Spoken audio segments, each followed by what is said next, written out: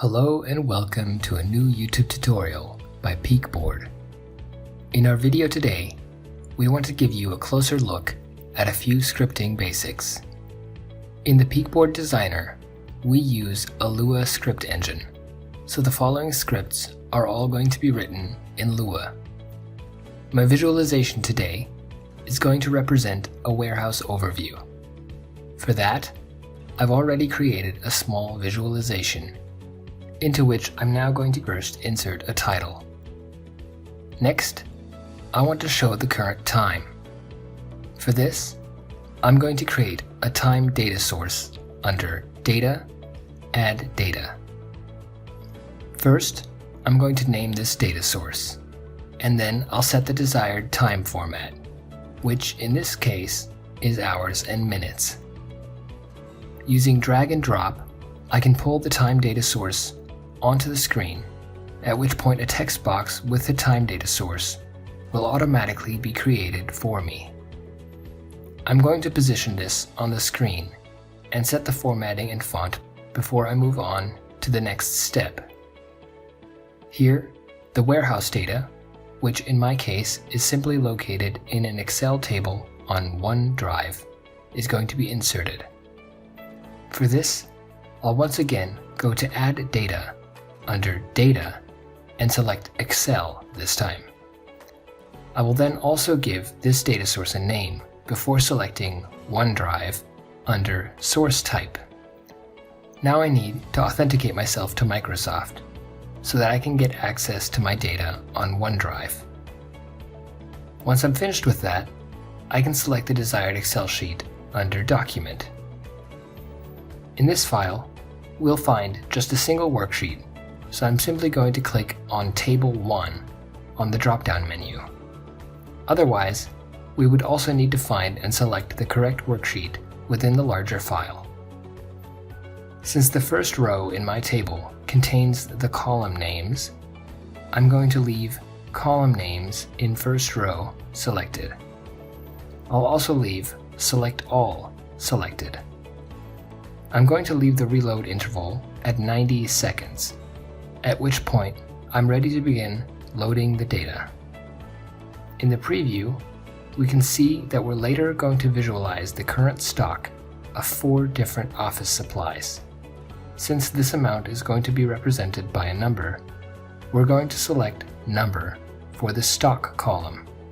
This is a particular feature exclusive to Excel sheets, because a column in this type of file could theoretically contain anything, and the Peakboard Designer has no way to tell what type of content it should expect. With that, we're done with the setup of our Excel data source. We can now drag this data source onto the screen using drag and drop, and the table will be automatically created for us. I'll format it again by adjusting the font. Later, we will want each of the columns to turn red, orange, or green to reflect the inventory amount, providing visual feedback for users about the status of various items. To do this, I'm now going to set up a data row loaded script for the table under Events. This script will be executed every time that the table's contents changes. The particular feature of this is that every row of the table is analyzed individually, allowing us to track which row of the table we're currently in by using the variable e. First though, I'm going to set up an if function that checks to see if one or more conditions have been met. In our case, we want to look at the column that we're going to search. If the value representing the inventory amount in the respective row is smaller or equal to 50, then the condition is met. Using then, we can then define what should happen in this scenario. Here we create a table.colorRow event, which colors a row in the table. Using e as the first variable, we select the appropriate row that we want to check. Then we enter brushes.crimson to select the color, which is, in this case, a dark red. If the value of a row is under 50, the respective row will now be colored red. Next, we'll set up an else if. This command can only be used in combination with an if, and is only ever reached if the condition for if does not apply. The else if then provides a second if condition to be executed. In our case, we will now check whether the value is greater than or equal to 100. If this condition is met, the corresponding row will be colored green. Here, I'll follow the same procedure as I did for the first condition. If the value of the relevant row is determined not to be under 51, the second command will check if it is over 99. If that is the case, then the row will be colored in green. In the case that the value is not under 51, and also not above 99, we will create an else function. An else function doesn't have any conditions, meaning that it will be executed if none of the conditions of the previous functions apply. Here, we're going to indicate what should happen if the value turns out to be between 51 and 99. In this case, the corresponding column should be colored in orange. With that, we finished the data row loaded event. Next, we're going to set up two text boxes. These will later show us the inventory amount of a particular article when the relevant row is clicked on the table. When addressing different controls with a script, it's important to give each of them a unique name, just as I'm doing here. I'm going to name the first text box article and the other stock to represent the amount in stock. When I'm finished setting up the text boxes, I can get started with creating the script that will later provide the text for them.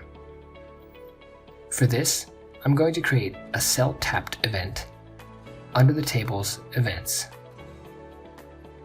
This will be executed whenever someone clicks on the table using either a touch screen or a mouse. In this event, we will once again use the variable e, which can provide us with the row that we clicked on via e.row, or the column if we use e.column. Since we want to display article and stock whenever someone clicks on a row in the table, we will be working with e.row in this case. First, we're going to indicate the article of the relevant row. For that, we're going to create a local variable, article name. In this variable, we're going to enter the name of the article for the row that has been clicked. For that, we will put e.row in place of the 0, which represents the first row in the table. This way, we'll always get the right row. Next, we want to enter the value of the local variable, article name, into the appropriate control on the screen. For this, we're going to select the text box above screen. It's already easy to see here why it's important to name each of the controls that are going to be addressed in the scripts. This is, for example, why the text box that displays the time isn't being shown. Once we have the right text box, in this case the article text box, we can select which parameters we would like to change for it. Besides just a background color, the size or font of the text box can also be modified. Since we want to modify the text, we're going to select Text and then set the text equal to the local variable article name. We'll then repeat the same process for stock. Here, we will want to make sure that the right column in the table is selected, as well as the correct text box. With that, we're done with our tapped event. In order to provide the user with information regarding when the data source was last updated, I'm now going to create a new text box on my screen, which I'll call Last Change.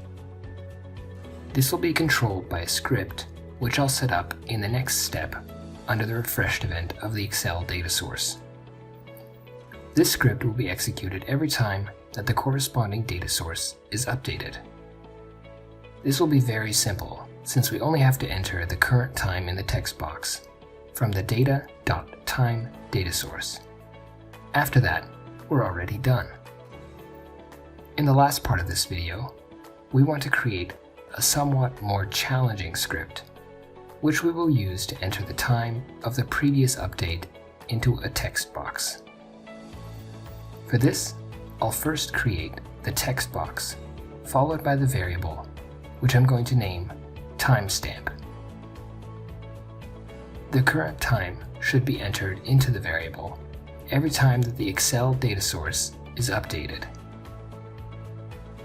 Unlike the text box last change, though, we want the time to be written in Lua format. This will allow us to do calculations with the time, which is also why I'm going to select number when creating the variable. To enter the time into the variable in this format, I'm going to again go into the script of the Excel data source. Here, I'll select my variable and my time data source. Using the function getLuaDate, I can now write the time directly in Lua format. The Lua time format transforms the time into the number of seconds since midnight on January 1st, 1970. Using this value, I can now create a new script which will always be executed when the time data source changes. For that, I'm going to create another refreshed script. This time though, it'll be for the time data source. Here, we will first create a local variable into which we can write the current time in Lua format. We can now calculate the difference between this value and the value we got from our timestamp variable. To do this, I'll select Date Difference from the menu on the right side. Here, you'll find a neatly organized list of all the functions that are also available in the editor under Recommendations. We will enter the difference between the two values in the date delta variable. Now, we need to convert that value back into the normal time format and then enter it into the text box. To do that, I'm going to first create another variable, dateString, where I'll execute the date.toString function. One advantage of selecting the function from the menu bar is that example values are already placed in the functions, which then just need to be swapped out. For the time value, I'm going to enter the variable containing the difference between the two times. For the time format, I'm going to use minutes and seconds. Now, the time value since the last update of the Excel data source is listed in the variable dateString in minutes and seconds. To finish up, we're going to enter this value into the designated text box. That's it for our visualization. In the preview, we can now see that the values in the table are automatically processed and that the columns are colored appropriately. The update times, as well as the interval between updates, is shown correctly. Also, when I click on a column in the table, the correct data is shown in the text boxes. Thanks very much for watching. If you liked this video, we would love it if you'd leave us a thumbs up. If you have any questions about the video, or if you have any ideas about what you'd like us to cover in our next video, simply leave us a comment.